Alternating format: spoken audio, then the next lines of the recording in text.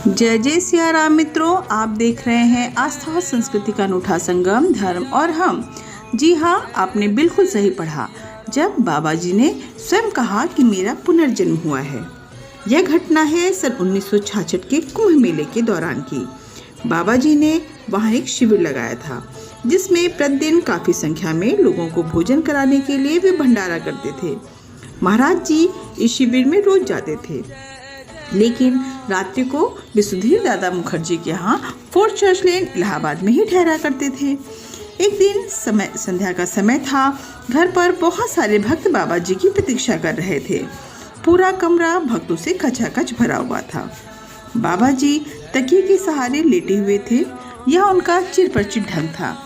एक कोने में वृद्धा बैठी हुई थी और कुछ कहने की कोशिश कर रही थी, लेकिन बाबा उनको अपनी कहानी सुनाने की आज्ञा नहीं दे रहे थे और बार बार उनसे यही दोहरा रहे थे कि माँ, मैं मर गया था, लेकिन मैंने पुनर्जन्म लिया है। आप सुधीर दादा मुखर्जी वृद्धा की कहानी सुनने को बहुत ही आतुर थे। बाबा जी के साथ कुछ समय व्यतीत करने के बाद जब वो वृद्धा बाहर निकली तो सुधीर दादा ने उनसे उनकी कहानी पूछी। तब उस वृद्धा ने बताया कि वो फर्रुखाबाद जिले की रहने वाली हैं, जहां बाबा जी को काफ़ी लोग जानते हैं। उस वृद्धा के पिता बाबा के बड़े भक्त थे। बाबा जी उसके पिता के घर में 20 वर्ष से अधिक समय से आते जाते रहे। जब उन्होंने अपने पिता के घर में बाबा जी का अंतिम दर्शन किया था तो उनकी आयु 9 वर्ष की थी।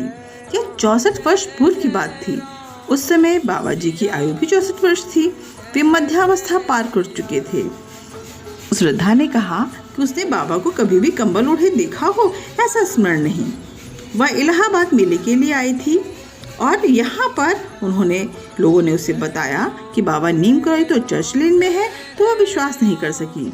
उसने कहा कि मैंने लोगों से कहा कि आप क्या बात कर रहे हैं, नीम करौली बाबा तो बहुत पहले ही मर चुके हैं। वह यहाँ अपनी बात का सत्यापन करने आई थी कि नीम करौली बाबा यहाँ हैं अथवा नहीं। जब उसने उन्हें देखा तो उसे अपनी आंखों पर विश्वास नहीं हुआ। इसी समय बाबा ने कहा कि वह मर चुके हैं और उन्हें पुनः जन्म लिया है।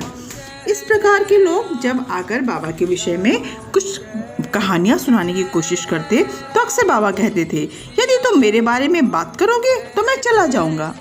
अब ये बाबा की कौन सी लीला थी, यह तो बाबा ही जाने। बाबा जी के जीवन से जुड़े कुछ रहस्य आज भी रहस्य बने हुए हैं, पर इतना ज़रूर है कि महाराज जी आज भी हमारे बीच मौजूद हैं। आपको यह संस्मरण कैसा लगा? यदि अच्छा लगा तो वीडियो को लाइक करें और चैनल को सब्सक्राइब करें। फिर मिलते हैं अगली वीडियो के साथ। तब तक के लिए राम राम।